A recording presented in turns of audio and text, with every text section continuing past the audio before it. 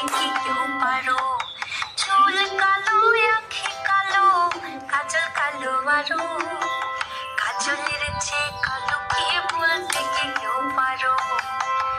আমি যারে বাসি ভালো, কাজলের চেয়েও কালো। আমি যারে বাসি ভালো, কাজলের চেয়েও কালো।